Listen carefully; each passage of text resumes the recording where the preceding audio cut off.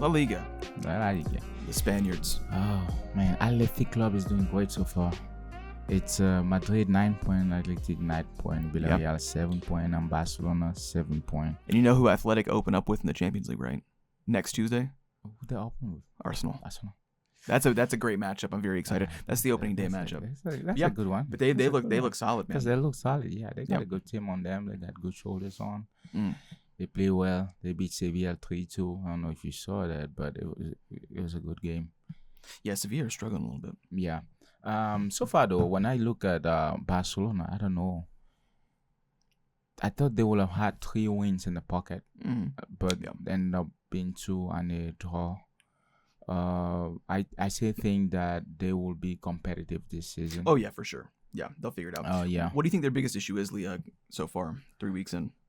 That's a good question, because I feel like there's a little bit. The issues might not be necessarily football related. Okay. I think the youngsters are getting famous too quick. Then They're not willing, because if you off field always affect on field. Most people think or don't get it, but if you're not really well off field, it will affect you. What I mean by that is not that it's a bad thing. It's just that you can even tell this season when the coach mentioned about people, they have to play or they have to. I think he just paraphrasing, not exactly what he said, but Yamil and all these guys hit them back by saying, well, then he probably not talking about me. So just mentioning that they just have to not get the big head, and that's what's happening. But so far though, I think Rashford is doing a great job, and I feel like I want to see how much of a good job he will do this season overall. I want to see his output. You know, I think that the best way to deal with the younger players' egos is never to outwardly declare those kinds of things. That's another thing. To me. And but you know what though? I think about some people that I went to high school with, and these kids are effectively that age. Yeah.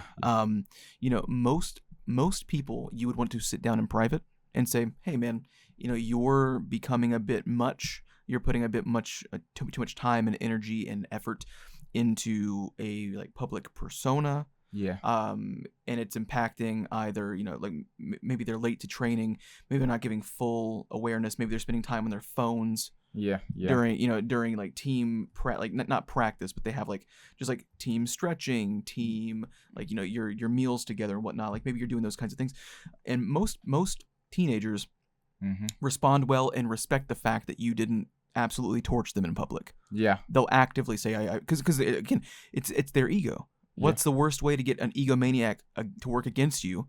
Hurt their ego in public. It's fucking simple. However, there are a couple of kids that I used to know that's exactly what you do. Yeah. You absolutely go for their ego immediately in public and go, all right, now sit down, you little shit. That's literally what you do, and it works on them.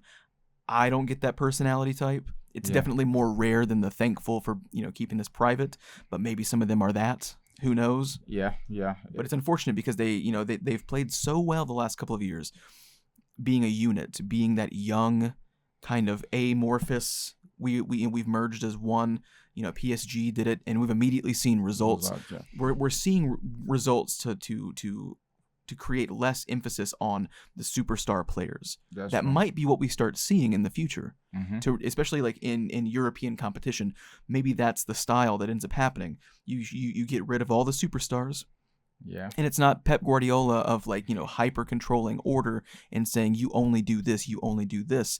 It might be a bit more energetic, a bit more pacey. However, the first and foremost thing is that no one person is being prioritized here. We are all on the same page.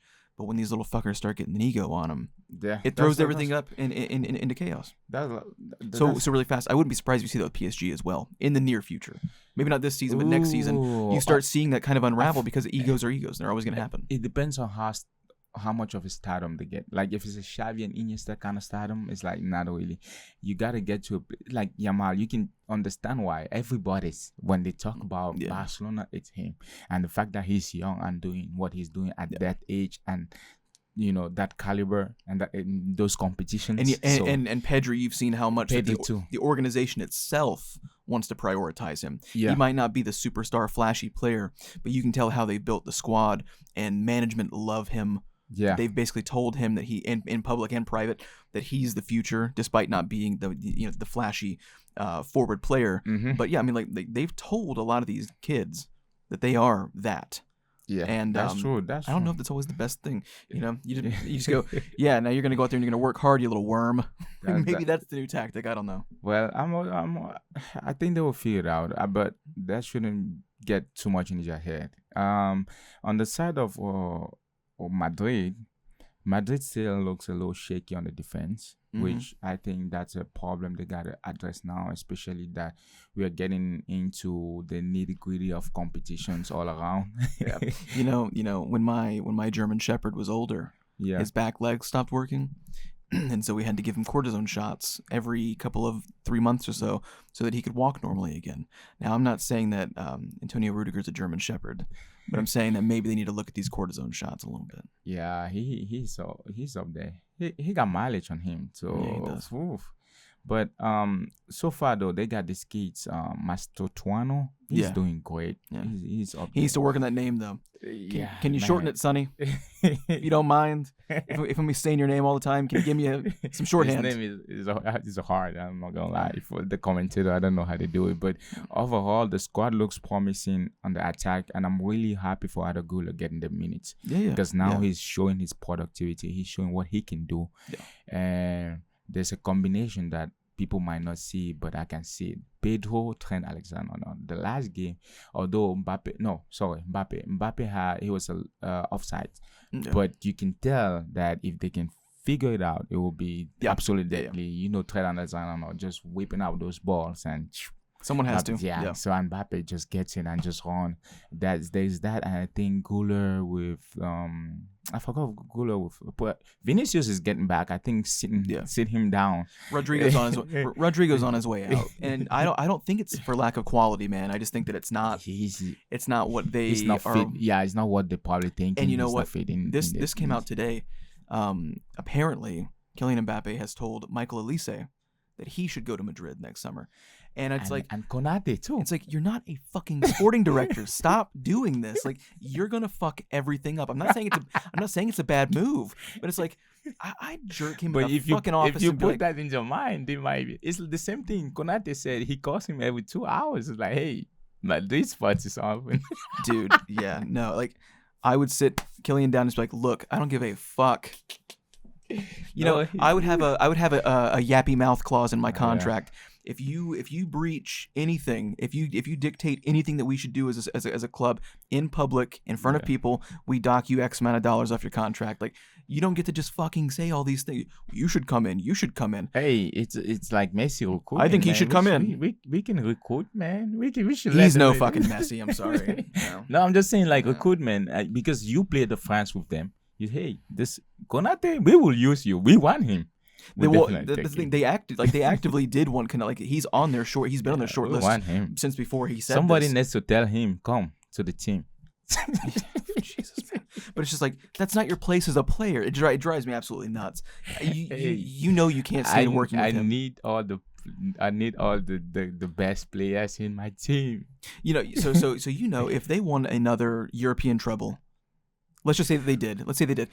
Even when they do that, as soon as Mbappe moves on and retires, you know that everybody in that club's office is going, thank fucking God.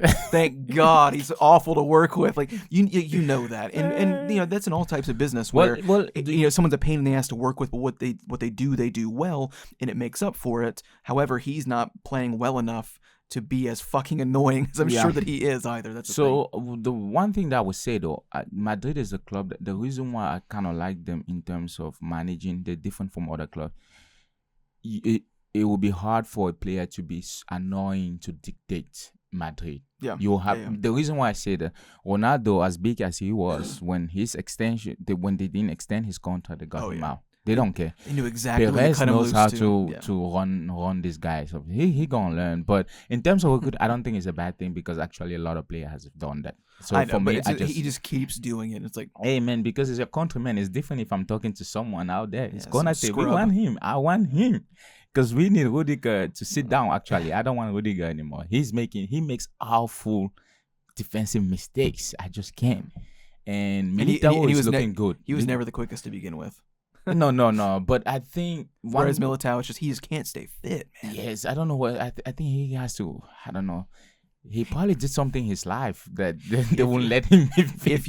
If you have a player like that, he's like Reece James, Yes, for where the life you of know. God, the guy's But dead. if you look at it in center backs, if Eder Militao is your starting center back, you accept the fact that you have to start each season with 3 Yeah. starting center backs, not one guy's on the bench because he's going to get hurt. Yeah. You kind of don't want him to play full games, even if he's your guy and he starts.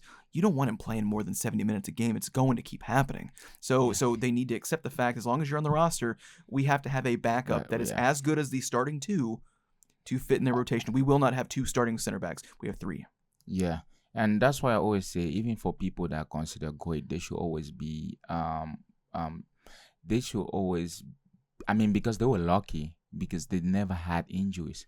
So it always played in your favor, even when you have these conversations of who is the greatest. Because if your injury prone, it affects you, no matter how talented you are. Because Militao is talented, Reece is talented, because you can't stay fit, it affects you. Oh yeah. You can't have 2-3 seasons without going out for 2 seasons. When James is fit, he's the best right back in the Premier League. Yes. The issue is I can't say he's the best right back in the Premier League because he didn't fucking play. That's it. So that's always been my take on the greatest. I think they should always thank God or whatever that, hey, I've been fit for 15 years. Yeah, for sure.